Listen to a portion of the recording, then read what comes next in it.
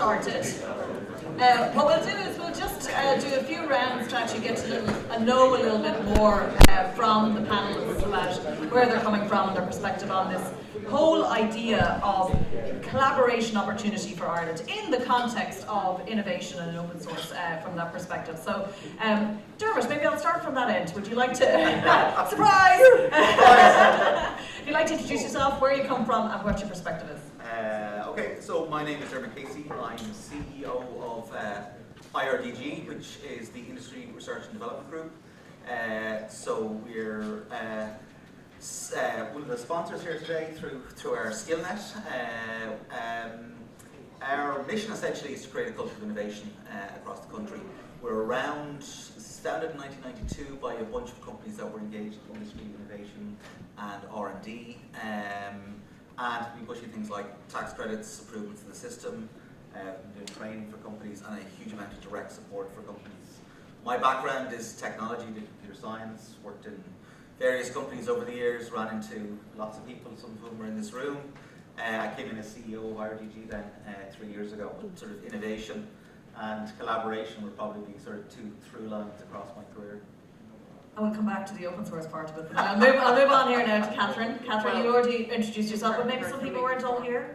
So give it maybe a perspective on the open source side of it in terms of your experience. Look, I'm here wearing a couple of hats. My Innovate Ireland hat is one of them, but I also am involved. I mostly work with clients from an SME basis on strategy, innovation, and trying to make themselves future ready. I also dabble in a bit of political string pulling as well. So from an innovation policy perspective, I'm very interested in how we build out and support the culture of innovation so that our Indigenous sector rises. And that's really my personal and professional motivation at the minute. So it's in that context that I'm here absolutely learning.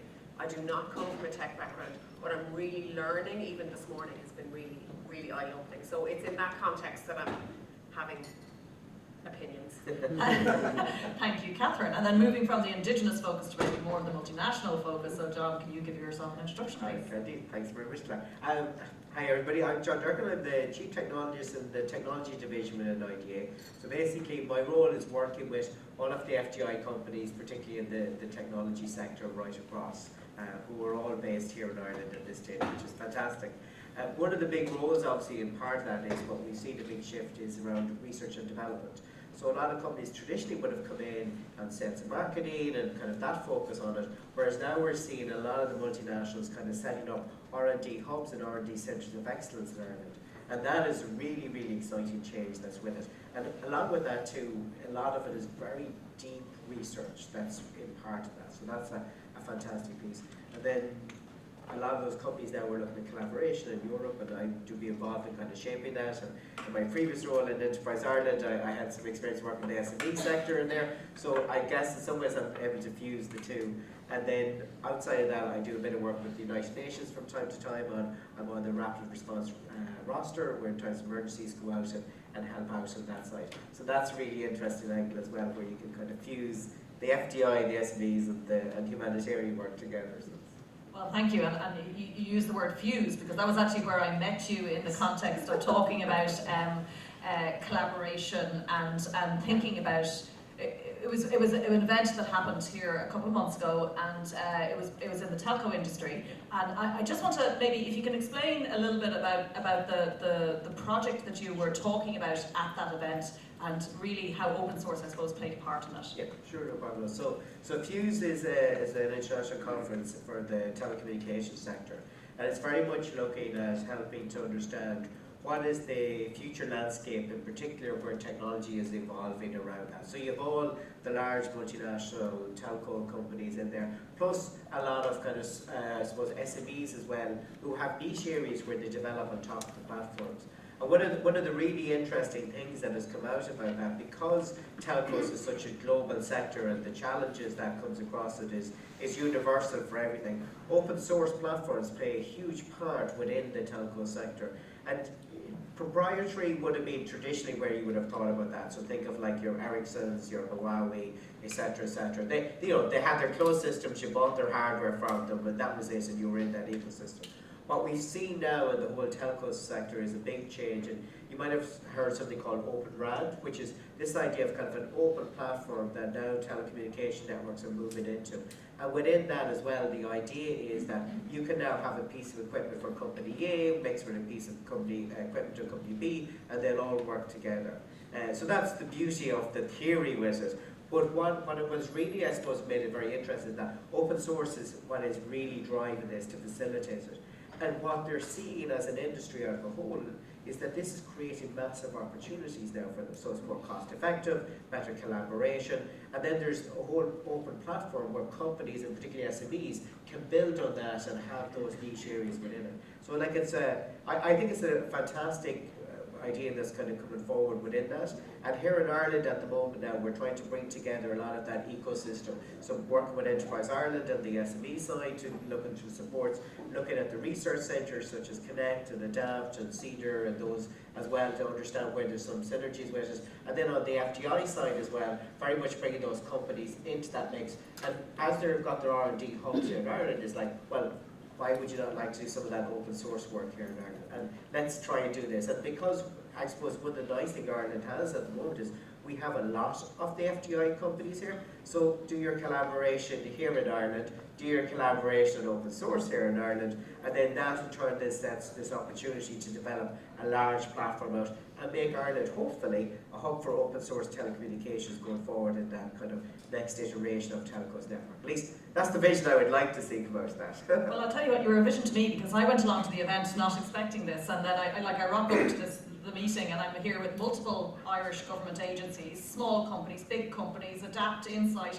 research centres, academia, all talking about how open source should happen in this industry-specific thing, and I'm like, this is what I'm talking about. We don't even know what's happening in Ireland when we think about open source, so really just highlighting the fact that those sort of projects can and do happen in Ireland, I think is really great. And I'm going to pass it on now because, Kathryn, you look like you have something to say. You're not going to burst my moment. No, this is all lovely. It's not as easy as all that. But open source, no offense folks, has a marketing problem. Right? Today we were describing the drill, and a business owner wants the hole. And developers being happy making another feature of the drill is wonderful, right? Don't care.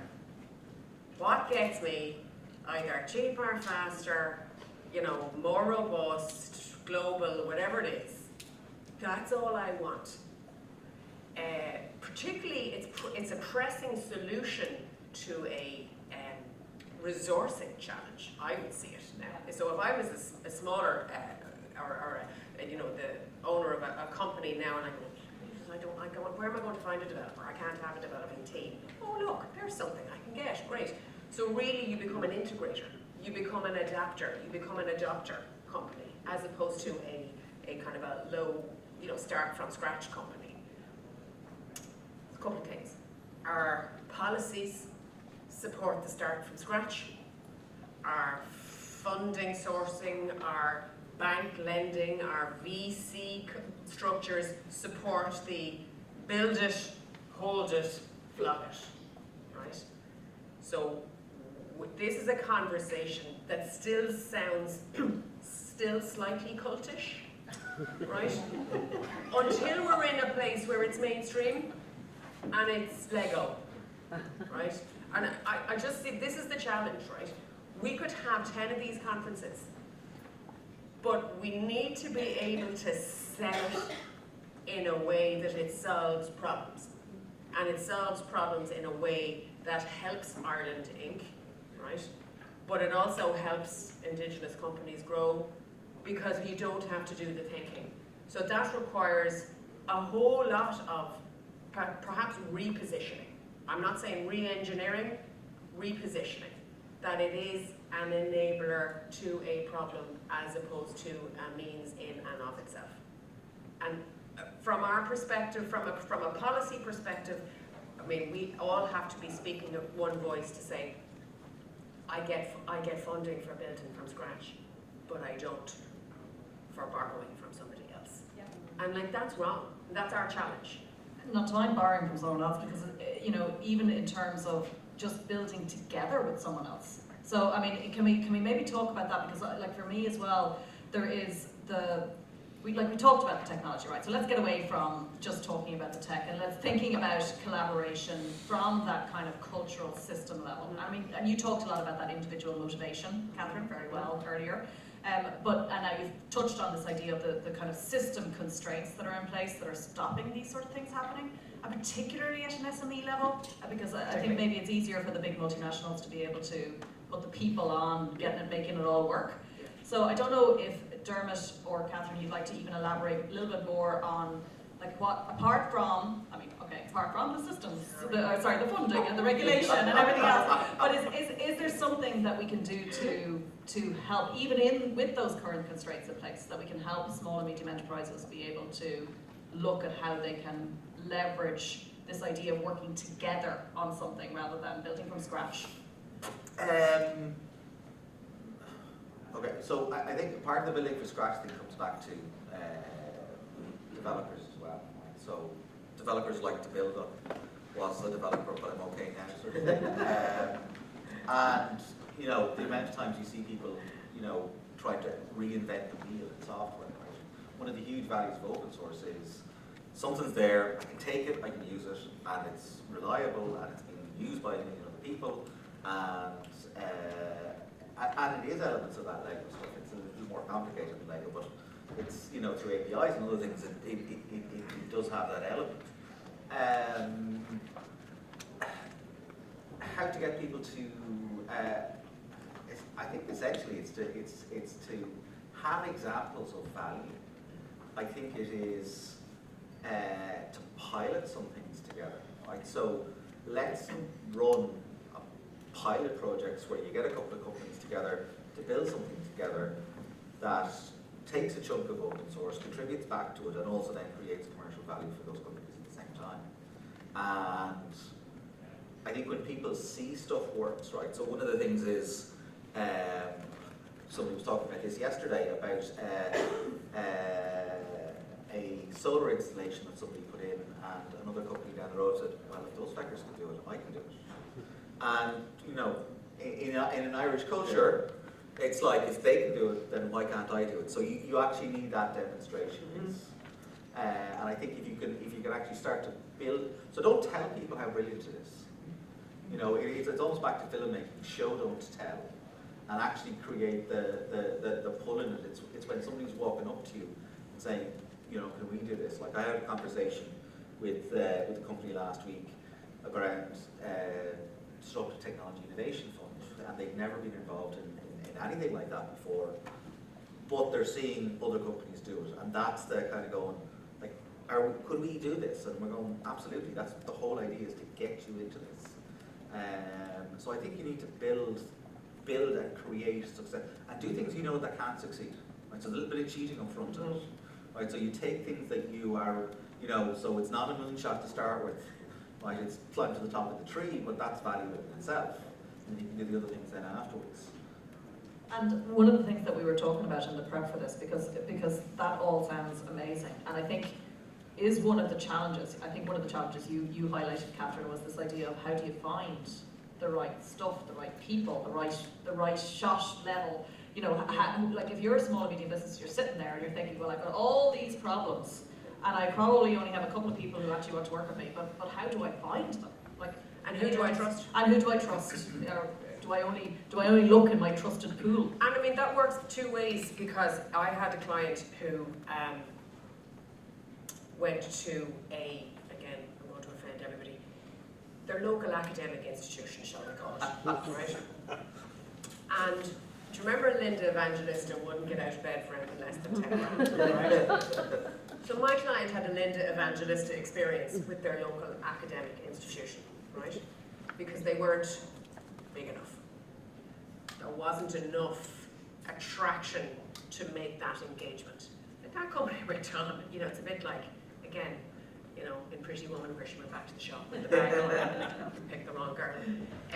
They went elsewhere and got some traction. But so, like this client really wanted to just sort of say, was there a catalogue Yeah. I'm not looking to build, the moonshot.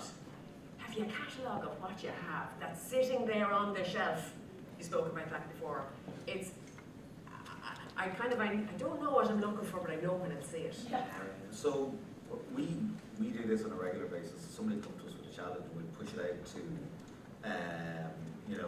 somebody was talking about the EDIHs or EDIs, as apparently they're That's being a new called, one, right? yeah. New one. So we've taken stuff, we pushed it out to, and asked them to come back with suggestions. We pushed stuff out to, maybe 10 or 12 TTOs, maybe 5 or 6 of them come back, and then the company will have a conversation, 2 or 3 of them.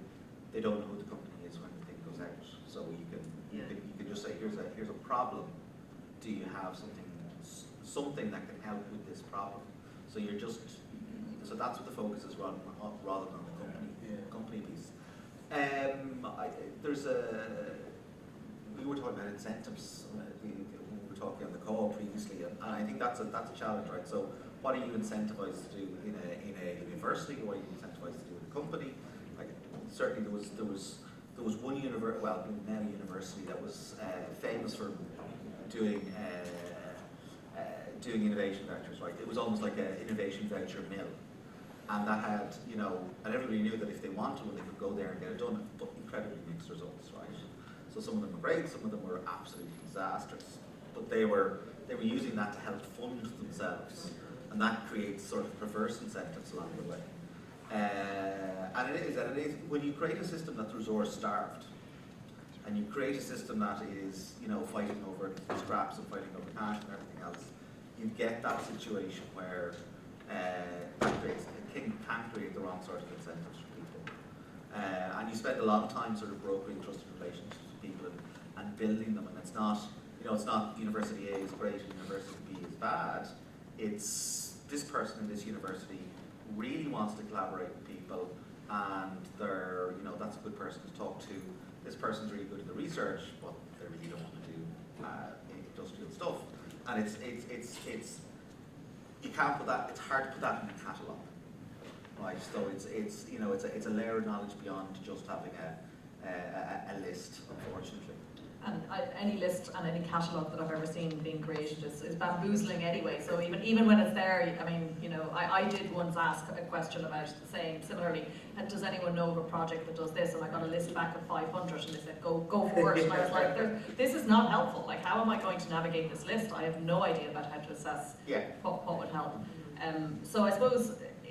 But what I'm hearing as well is that it's not just about the technology. I mean, this has been a very strong theme of today, but I'm hearing it's about the people connections. And I'm there's obviously the local connections you can make by actually meeting people. But open source is, of course, a global community, and you're working now with the multinationals. So thinking about how to make those connections, and I think there's more we can do locally here in Ireland, but I think we have strength about doing it locally that we can make those connections. What about internationally? How do we here in Ireland, even small businesses here in Ireland, make connections into the folks that do have the cash, that are liberally willing to invest, but you still need to find the right people. Correct, and I suppose it's been one of the changes we've seen over the last definitely 24 months is, as companies, as I mentioned earlier, are kind of focused on doing research and development. Like a lot of the conversations now I'm having with global CTOs is around, well, like, okay, what's in the Irish landscape? Like, is there companies in this area? Is there somebody here who might be able to help me with a problem? Could you introduce me to a few of these kind of companies that's there? And to go back to what you were saying there, like, is this idea that it's having a problem and having something that's good that you're doing and being able then to add value to that. So they're not looking for somebody who's going to be able to do everything for them. They want little niche areas of expertise. They want them there, the opportunities for collaboration with them. We're seeing more of that starting to happen. And I know some people will say, oh, they don't really mean it, but actually more and more they do. And I think like the Fuse example, like we've seen IBM and Red Hat in that direction going to more open source. We're seeing, like, I mean, if you think about most of the hyperscalers and the cloud providers, all of their software, by and large, runs on open source, right? So that's the reality that's there. So there is a global piece that's out there, and I think it's probably just lost sometimes in that, is like, how do we better showcase the really exceptional SMEs who are doing really niche areas, are doing it very, very well with something in open source, and getting them in front of some of the larger multinationals who are here now and who are doing pieces of it. One really nice way of doing this, and some companies are being very strategic in this, is like being able to attend international conferences and being able to showcase something and getting yourself recognised, because all of the global players are there as well. I know they see it, and like we've also seen different programs through the United Nations. I know from myself doing things like they're looking for always opportunities where there is a value to solving a problem. And so you don't need the moonshot, you need to do something well and do it well and be confident, but equally be an expert in that area. That's something that I've seen come back, is like, can you really deliver expertise in this answer? And just to add into that, because I think it's one of the advantages again of the open source ecosystem. So just back to the whole idea of perhaps not being able to, as a small organisation, fly around the world to big events, even if you do have support, just even getting noticed at some of these events is very, very hard. But the one thing that the open source ecosystem does allow you to do is actually make those connections virtually, and you can be, you know, people don't care where you're based. Like that's one of the things I've seen in that ecosystem, is that there are small companies working with very large companies, recognized experts in these niche areas, and then it doesn't matter where you are, because you're going to be hired when they need to actually find a company that has that expertise. So, but are we telling that story well? No. I think we've established that. To Dermot's point about, oh, they're doing it, and then nothing like that in Ireland to go, oh Jesus, if he's doing it, I can do it. There is that concept though of how we are educated and how we are trained, and this isn't a shopping list of issues, right? Now, objectively and empirically, the not invented here problem starts in our training and in our mindset. And with the best of respect to the male, middle-aged engineers, you are objectively the worst.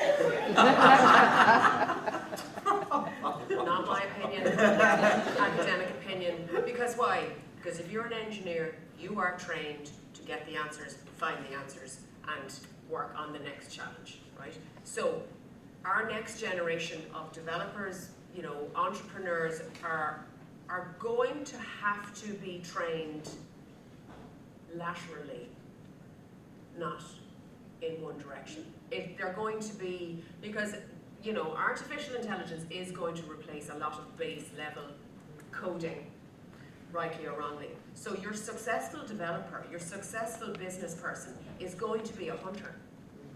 They are going to have a periscope and a radar that is going and spotting opportunities. And to be able to translate that opportunity into a creation of a business value is going to be your special sauce. That is going to be your promotable and your USP when it comes to a value proposition, or your career advancement. So being able to join dots is, I think, where we could really succeed as Irish people, because we are good dot joiners. I'll make one slight disagreement and one slight agreement with that is so one thing is I know one company where they make a very large amount of money cleaning up low code, no code projects that companies have done themselves, right? So there's a piece of expertise that's you need, and I think one of the things we need to be careful about is when we go about, you know, oh, we don't need to learn stuff because it's there, we just need to understand how to look it up. Unless you have deep expertise and really, really deep knowledge, you don't know how to ask the right questions and you don't know how to look stuff up. So I think we need to maintain and have really, really deep expertise and build on the expertise we have, right? So, like, Ireland is at full employment at the moment, right? So if you're hiring somebody, you're stealing from somebody else. One of the things we do need to do, to your point, is, you know, we need to figure out how we can automate a whole pile of things and free up people to do other sorts of activities, and double down on our knowledge base, double down on intellectual property, whether it's through open source or through generation of IP internally in companies and so on. So we need to be doing all of these things at the same time. So I'm going to ask our last question to this panel. In the meantime, I'm just going to tell you that we're about to come to you, the audience, to ask your questions. So I'm going to ask Christina if you want to get a mic ready to tour the room, but I'll come back to that. So this is more of what we should do. So my next question is, but like, what can we actually do? Like, what should people go away and do tomorrow? Is it like if there was one thing that you were going to ask a company, large or small, to do to actually make these sorts of collaborations better? Put it in your strategic plan or your go-dos or your to-dos for the quarter or whatever it is that's going to make it happen, what would you ask them to do? So, John.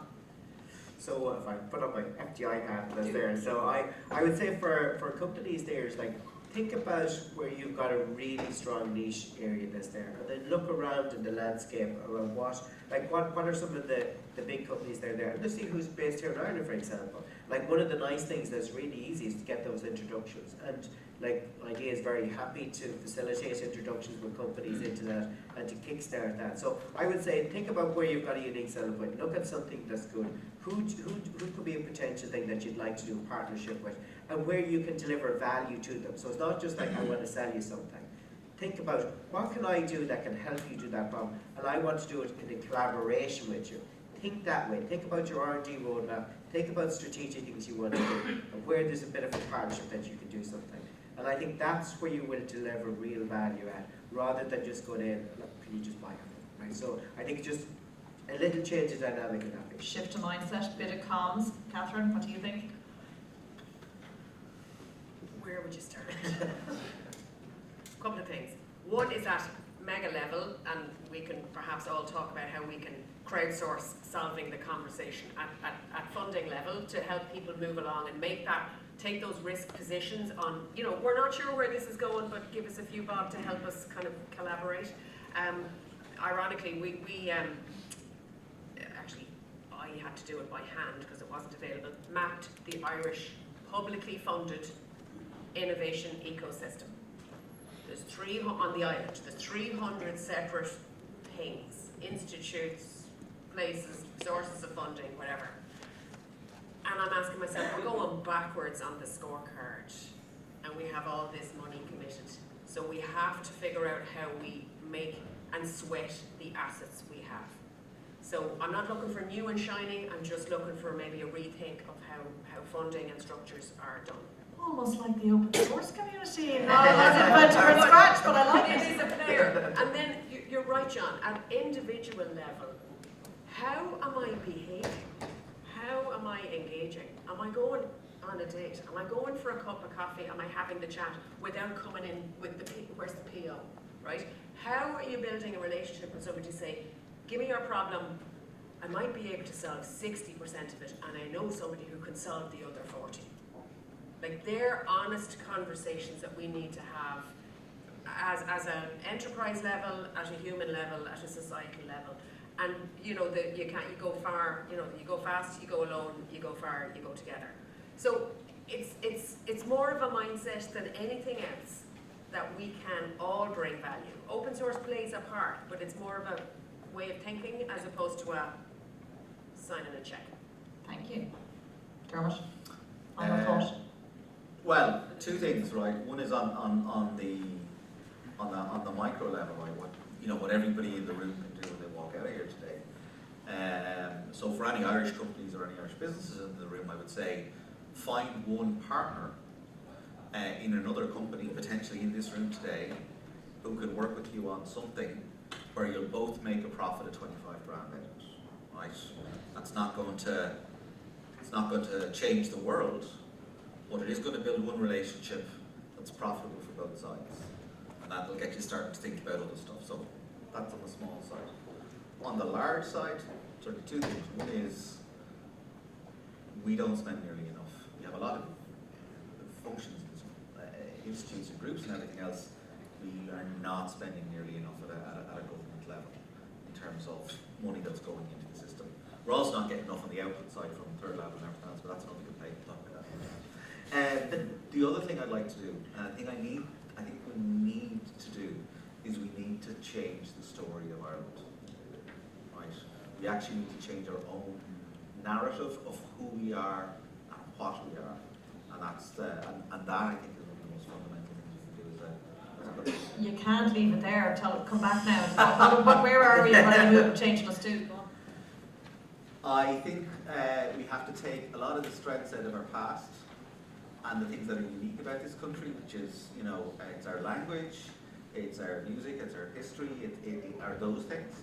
And I think we need to bring them forward and marry them with the technology and looking forward in terms of innovation and R&D and everything else to forge something that's new. I don't want the Irish Silicon Valley here. I want something that is Irish and is unique on a global level here, because the thing that's going to be absolutely incredibly valuable in the future is that uniqueness. In a world where everything is bland and everything is the same and everything looks, all the malls look the same and the shopping centres and everything else, being able to do things that are unique. And we have the resources, we have an incredibly rich heritage, and we also have all the FDI companies. We are absolutely incredibly well positioned to do it. Let's make the magic happen. Okay, so we are now going to open it up to the floor. So if anyone has a question they would like to, we're going to swap, okay. We are now opening it up to the floor. We have a question from over here. Hey, Martin. Thanks, Clare. So I've been really interested here, so I'll just give my background so that it'll lead into the question, so that maybe Kathryn won't insult an older gentleman that's the developer. No insult was taken. On a serious note, so I work for a multinational. I contribute out to open source communities for the last 10 years. Prior to that, for 20 years, I did enterprise software, pure enterprise, and different apps and different technologies, etc. Open source was a massive change to me and a massive insight to see the way collaboration worked and the whole lot. And I've heard the panel talk eloquently today about we need to change Ireland. We need to change the structures, we need to get it put in place, we need to, you know, show what open source is. But the whole part of open source is collaboration. Like, I suppose I'm a bit kind of confused. What structures do we need to put in place? So if our companies are there today and they want to build and they want to build their products with open source, they can just go straight out there today. Or do they need training around saying how you contribute into open source, how you act in open source? Because contributions aren't just code, it's everything around that. And people like Clare and everybody else, we all contribute something in at different times. So I'd like to know from the panel, what do you think, you know, we need to do? Or do we just need to go out there as companies and go and grab open source like other companies are doing around the world? Because it's global, it's not just Irish. Any thoughts?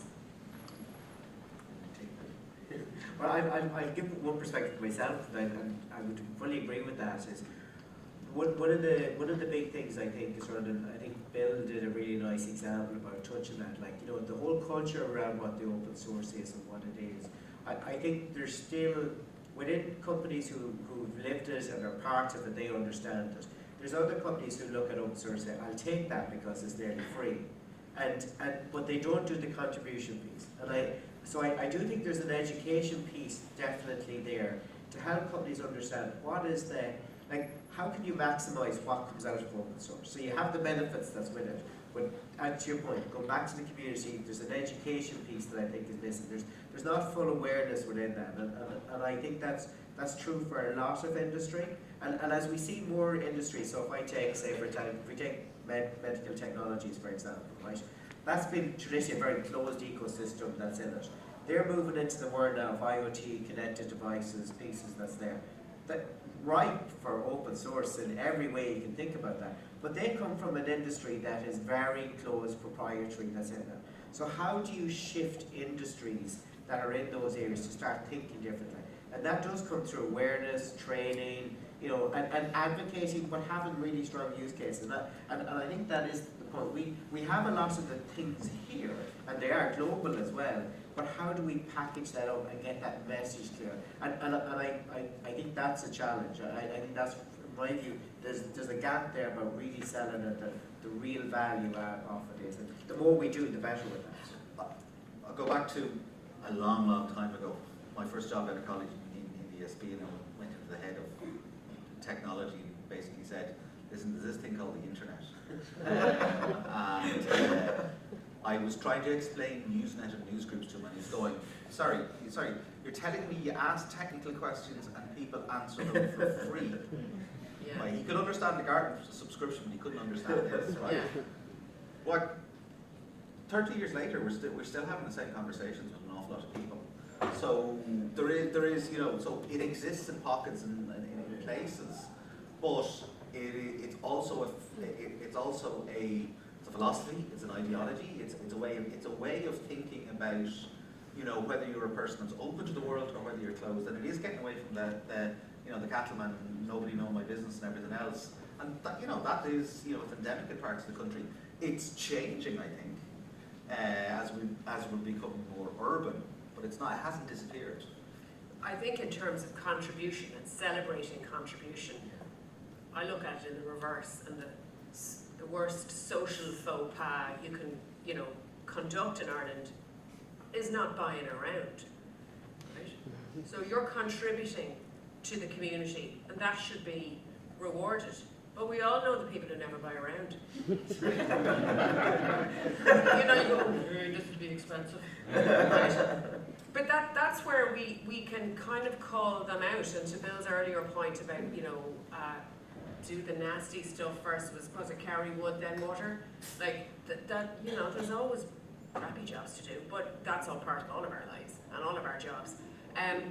I think we don't call out the contributions enough. We don't celebrate them enough, and the value that they create, because it's a bit, you know, the people who have, you know, drank the Kool-Aid are like, oh yeah, well sure, that's just what you do. But you think there's a whole load of people who don't know that that's happening, and the value that that's creating. So we need to do a better storytelling job around the value that those contributions make to us as a society, a country, and the world at you know, at global UN levels. That's a piece that we can, that's something within our control.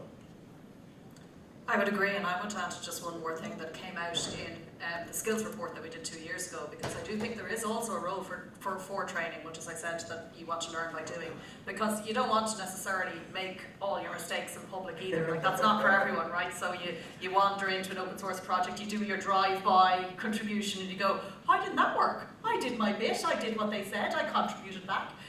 So there's a lot of, and it's as much cultural as it is technical. So there's very explicit training that can be done to help people. I mean, that's one of the reasons why Inner Source has been adopted into organisations, is to get people used to that collaboration before they go out in the wild and do it.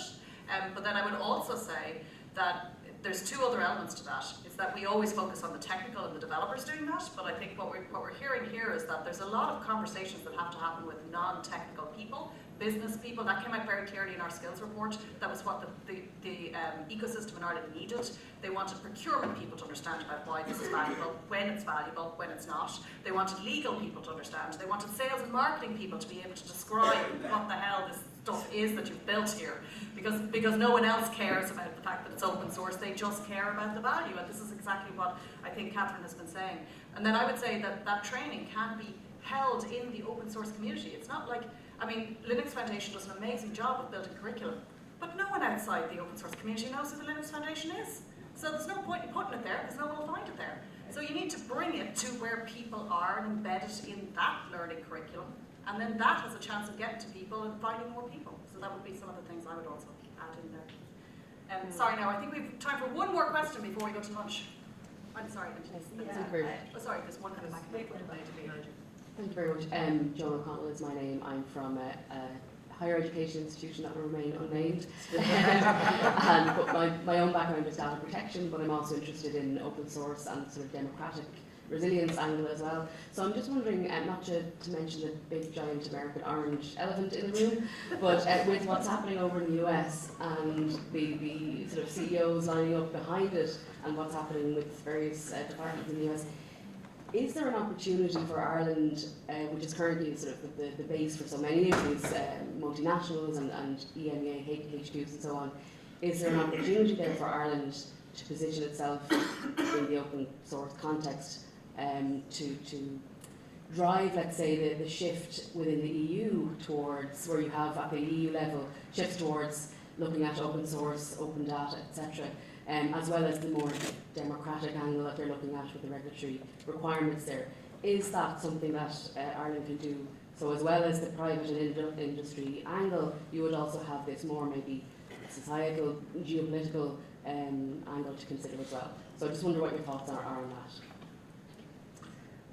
I suppose that's the short answer. I'll leave the piece. No pressure, John. Very good. So I am definitely. I mean, one of the conversations that now that we're having with a lot of companies is around that direction. So you look at the whole regulatory space, you look at the EU AI Act, you look at the new EU data spaces, you're looking at there's been a range of regulations and things that have come out around that. And so there's opportunities there because it's all new. And so, yeah, why not leverage Ireland as a place to do that in terms of R&D and bend those best practices down here and then develop that out and then become part of your global operations. And like GDPR was in the past, that became kind of a global kind of base, and then people built on top of that. And we saw that on the regulatory side, and that happened in a lot of multinationals. I think there's definitely an opportunity for doing that in the tech piece as we move in there. Now we're starting to see more open source models, and Bill touched on that and where it came through. We had DeepSeek and different things. So there's a dynamic shift that has happened, I think, technologically in the last number of months, where there's opportunities now that possibly now opens up a different dynamic and opportunities that can be in there. And the focus on the research side within that is very much around that and collaboration. And the good thing is, nobody knows how to do this yet, right? So in my view, that's now why it's a real opportunity to bring that together. The expertise is here, the knowledge is here, the cultures are here. There's a lot of nice pieces. And I think we can package that up and sell that to say, now come here and do R&D and leverage the ecosystem, leverage the diversity. There's a lot of positives there for that side. Anybody here from Leitrim? Okay, I suggest we offer the orange person Leitrim to distract him for a couple of years. Dermot, that's very unfair. It is. You know, taking one for the day. Yes. I think we have to be very careful. I think so. The Irish government did very, very well out of, like, we played Brexit brilliantly, but we lost. So essentially, I think the government got eaten up by Brexit. The entire, so we talk about what are the things that didn't happen in Ireland over those 4 or 5 years. Essentially because Liv Radker and Simon Coveney's entire mind space and their departments were taken up with that. And both of them are gone out of politics, and they're like in their late 40s, so very, very young. So this is going to be Brexit and steroids, so we have to be really careful, and a lot of the government space is going to take up a little bit. So focus on the good stuff. Okay, well we actually are at 1:15, so I think we're unfortunately running into lunchtime. I do know that some of the other folks that have comments to make are on panels later, so we'll be able to address perhaps some of the other questions as well later. I'm hoping